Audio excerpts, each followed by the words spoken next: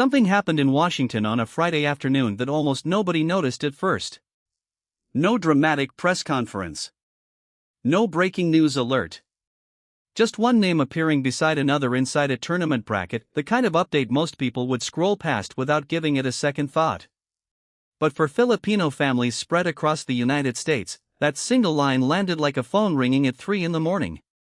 Alex Eala would face Zheng Qinwen. And suddenly, people understood that something major was coming. Flights were being searched. Flags were coming out of closets. Family group chats were lighting up from California to New Jersey. Before Alex had even stepped onto the court, a tennis match was already turning into something much bigger. This is the story of how a 20-year-old Filipina walked into an American tennis stadium and found herself at the center of a movement. Welcome back to Sherry Diaries, where we stop for the moments everyone else scrolls past. Stay with me, because this story is not just about a first-round match. It is about pressure, identity, expectation, and whether a breakthrough on grass can survive the unforgiving reality of a Washington hard court. Let's begin with the draw, because that is where the tension starts. Alex is scheduled to face Zheng Qinwen, and for anyone unfamiliar with that name, this is not an ordinary opening round opponent. Zheng won Olympic gold in Paris in 2024. She has climbed as high as number 4 in the world, and when she is locked in, she strikes the ball with frightening power. Her game is aggressive, heavy, and relentless. She does not simply trade shots from the baseline. She tries to take control of the rally before her opponent can settle in. And here is what makes the matchup even more dangerous: Zheng entered the tournament with a wildcard. That means she is not arriving with the usual ranking pressure hanging over her. She is not protecting a comfortable position in the draw. She is a former top 4 player with something to prove, walking onto a hard court against a rising star in her first match of the tournament. That is not a warm welcome. That is being thrown into the deep end before you have had time to catch your breath. On paper, this could have been the whole story: a brutal draw, a powerful opponent, and a difficult first round. But paper cannot capture what was already happening beyond the bracket.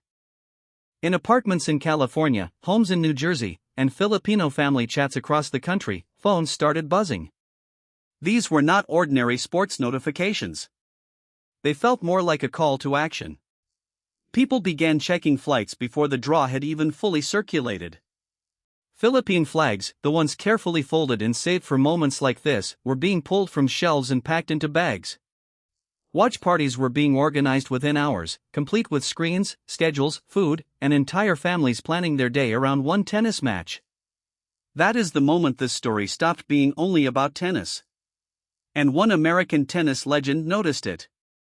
Andy Roddick, the former world number 1 and one of the most recognizable voices in American tennis, saw what was building around Alex and could not ignore it.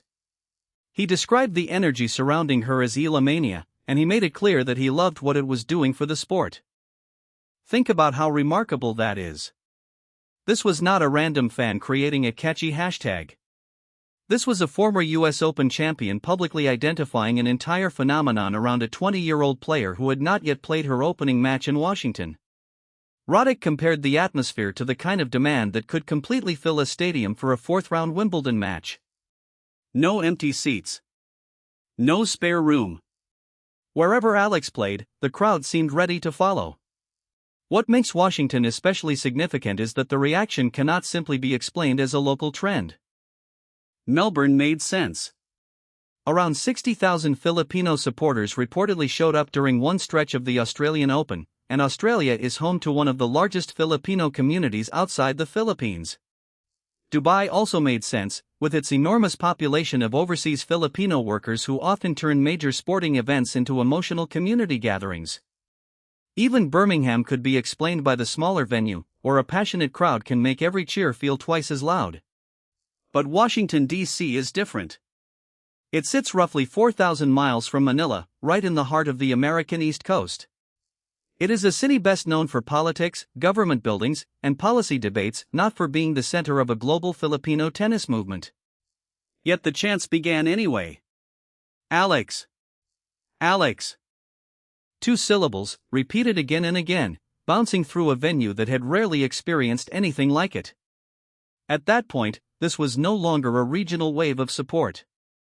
It was proof that Alex's impact had crossed oceans, time zones, and national borders. Instead of slowing down, it appeared to be gaining speed. So why does one tennis player inspire this level of devotion from a diaspora scattered across an entire continent? The answer is more personal than statistics, rankings, or trophies. Alex has spoken about the pride she feels representing the Philippines and the way Filipinos share success. When one person achieves something meaningful, the celebration does not belong only to that athlete. The entire community feels part of it. The victory becomes collective. That explains why families rearrange their schedules, stay awake at ridiculous hours, and sit in front of screens thousands of miles away just to watch her compete. They are not simply watching a tennis player. They are watching someone carry a piece of their identity onto the world stage. But eventually, the crowd grows quiet, the ball is tossed into the air, and Alex still has to play the match. That is where the real pressure begins. Alex arrives in Washington ranked number 29 in the world, just one position below her career-high ranking following an unforgettable Wimbledon run. From a ranking perspective, she enters this hardcourt stretch with a major opportunity because she is defending only about 70 points from the previous season. In plain English, almost every point she earns could help her move forward. Mathematically, she has very little to lose and a whole lot to gain.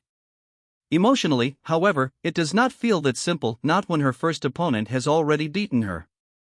Alex and Zhang met once before, in the semifinals of the 2023 Asian Games. Zhang won that match in 3 sets. Time has passed, and both players have evolved, but athletes remember losses like that. They remember the turning points, the missed opportunities, and the moments when the match slipped away. For Alex, this is not only a new opportunity. It is also a chance to answer an old result. And even if she survives Zhang, there may be no easy road waiting afterward. Leylah Fernandez, the defending Washington champion, could be next. Fernandez dominated her way through the previous year's tournament and defeated Anna Kalinskaya in straight sets in the final. She would return with the confidence of someone who already knows exactly what it takes to win on these courts. That would leave Alex facing 2 completely different challenges. First, Zhang, explosive, powerful, and constantly looking to overwhelm her opponent. Then potentially Fernandez, composed, experienced, and already proven at this exact tournament. That is a serious gauntlet for a 20-year-old who has barely played on hard courts this season. Alex's last hardcourt appearance came in Miami in March, before the clay season changed the direction of her year and before Wimbledon dramatically raised her international profile. Since then, almost everything around her has changed. Her ranking has risen. Her confidence has grown. Her name carries more weight. She can now change the energy inside a stadium before the first ball is even struck. But none of that matters to the court. The court does not know about Eala-mania. It does not care how many flags are in the stands. It does not care that Andy Roddick called her rise good for tennis. It does not recognize national pride, viral clips, or emotional expectations. The court asks one question on every point: can you execute? Can you control the return? Can you absorb Zhang's power? Can you protect your second serve? Can you stay aggressive without forcing the issue? Can you recover emotionally after a bad game?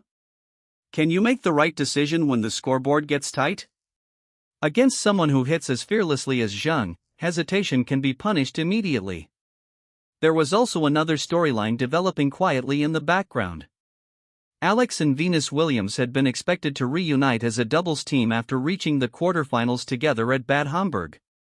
Fans loved the partnership, a living legend and a rising star standing on the same side of the net, 2 generations of tennis coming together. But the reunion did not happen. Venus partnered with Diana Schneider instead.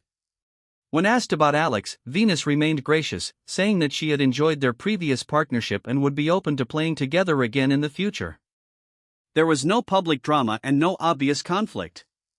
It was simply one of those professional sports decisions that changes without a full explanation. As a result, Alex enters Washington with singles as her only focus. One bracket. One path. No doubles schedule dividing her attention. That simplicity could help her, but it also makes the stakes feel sharper.